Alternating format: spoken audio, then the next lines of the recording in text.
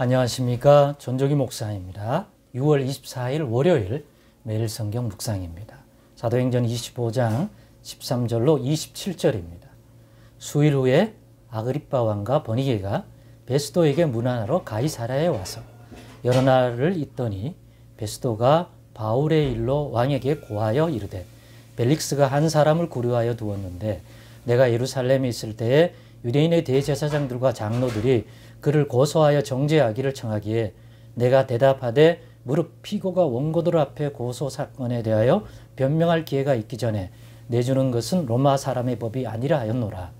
그러므로 그들이 나와 함께 여기 오매 내가 지체하지 아니하고 이튿날 재판 자리에 앉아 명하여 그 사람을 데려왔으나 원고들이 서서 내가 짐작하던 것 같은 악행의 혐의는 하나도 제시하지 아니하고 오직 자기들의 종교와 또는 예수라 하는 이가 죽은 것을 살아있다고 바울이 주장하는 그 일에 관한 문제로 고발하는 것뿐이라.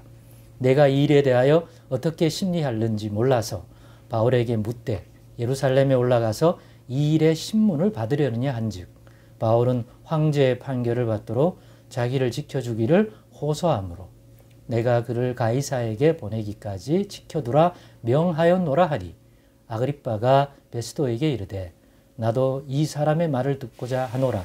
베스도가 이르되 내일 들으시리이다 하더라.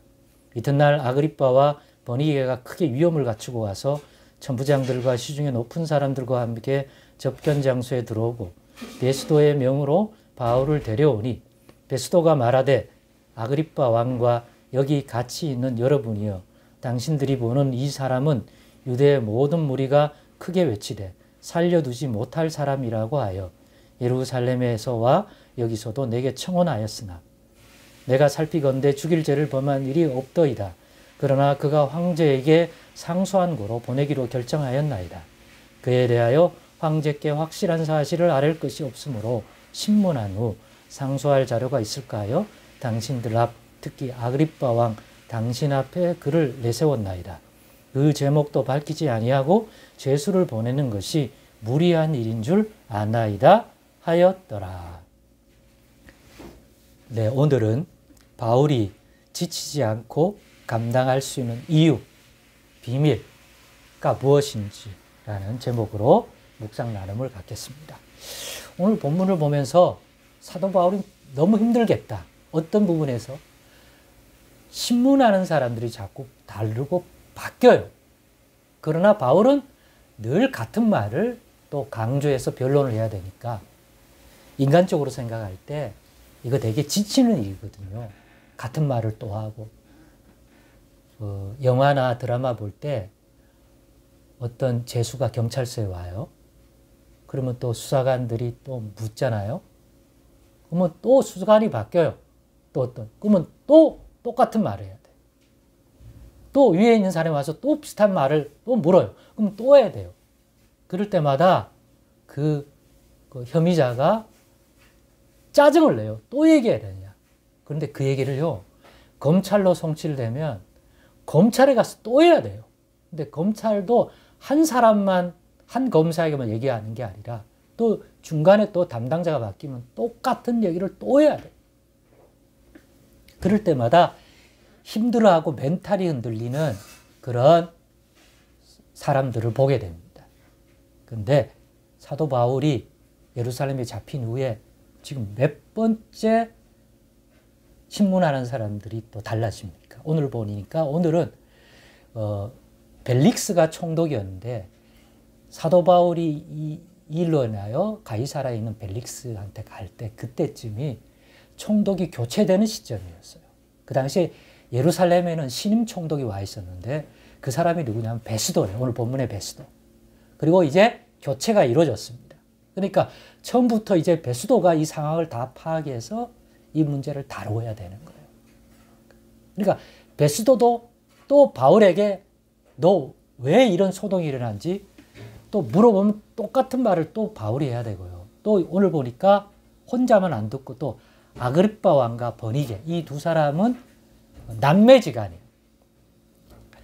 아그리빠 왕은 아그리빠 1세의 아들이고 버니게는 그 아그리빠 1세의 장녀예요. 그러니까 둘은 남매가 아니죠. 그래 같이 왔습니다. 또 이 사람들에게 또 얘기해야 돼. 아그리빠 1세는 이 왕은 헤롯 가문이에요. 헤롯 아그리빠 1세의 아들이 지금 이 본문의 아그리빠 왕이에요. 그러다 보니까 사도 바울은 또 다른 사람들에게 또 자초지종을 또 얘기해야 되는 어려움이 있습니다. 그런데도 본문을 보면 한결같이 증언하고 담대하고 짜증내는 것 없이 감당해가는 사도 바울을 발견하게 됩니다. 이것을 보며 야, 사람 힘으로는 이게 쉽지 않은데 계속 갇혀있고 이런 상황 가운데서 계속 이걸 하는 것. 더군다나 사도 바울은 여기만 아니라 자기가 가이사, 로마에 가서 판결받겠다고 할 정도니까 로마 가서 또 얼마나 많은 사람들 앞에서 그 과정 속에서 같은 얘기를 해야 될지 이런 걸 생각하면서 바울이 지치지 않고 이러한 일들을 감당할 수 있는 이유를 다시 한번 생각해 보게 되었습니다. 그러면서 오늘은 저는 두 가지는 확실하다는 묵상을 좀 해봤어요. 앞에도 이 유사한 묵상을 했습니다만, 첫째, 자기 로마도 가야 된다고 그러잖아요. 사도행전 23장 11절 보면 하나님께서 바울에게 너 로마에서도 같은 증언해야 된다 라고 하는 것을 알고 있습니다. 그 말씀을 이루려고 베스도가 물으니까 이 문제 로마에서도 다루게 해달라고, 가이사 앞에도 이렇게 요청을 해요. 이런 걸 보면 그것까지도 충분히 고려해서 분별력 있게 하나님의 뜻 가운데서 이러한 것들을 감당하는 바울을 보게 됩니다.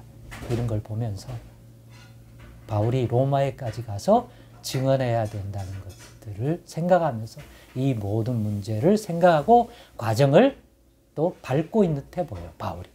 이런 걸 보면서 복음을 증거하는 자로서 자기가 갇히거나 자유하거나 항상 자신이 이방인들에게 복음을 전하고 사람들에게 예수 그리스도의 복음을 전하는 자로서의 사명, 이걸 잃지 않고 있다.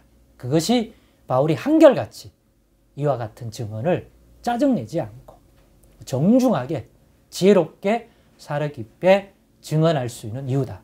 사명감을 잃지 않고 그 사명이 무엇인지를 분명히 인지하고 있기 때문에 이렇게 감당할 수 있다. 그리고 그럼에도 불구하고 사람인지라 지칠 수 있는데 이렇게 할 수 있는 것은 보이지 않지만 늘 깨어 기도하면서 믿음과 성령이 충만함을 유지하기 때문이다.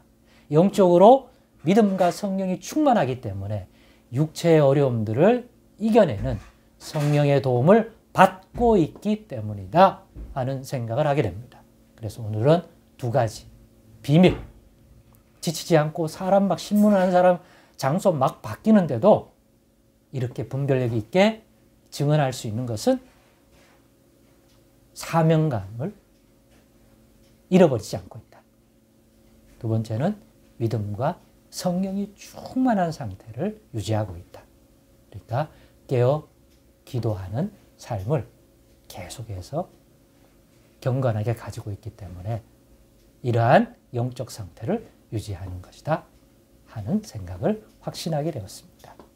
여러분도 하루의 삶 가운데 하나님의 백성으로 지치지 않고 분별하며 살아가는 데 있어서 그리스도인의 사명이 무엇인지, 또 교회를 섬기는 자들의 사명이 무엇인지, 또 믿음과 성령이 충만함을 늘 잃어버리지 않도록 살펴나갈 때 우리도 같이 사도 바울 같이 지치지 않고 그리스도인다운 삶을 살아갈 수 있으리라고 믿습니다. 기도하겠습니다. 하나님 감사합니다. 바울의 이 모습 속에서 오늘 우리도 도전받고 또 우리도 그와 같은 영적인 것들을 잘 구비할 수 있도록 인도해 주옵소서. 예수님의 이름으로 기도드리옵나이다. 아멘.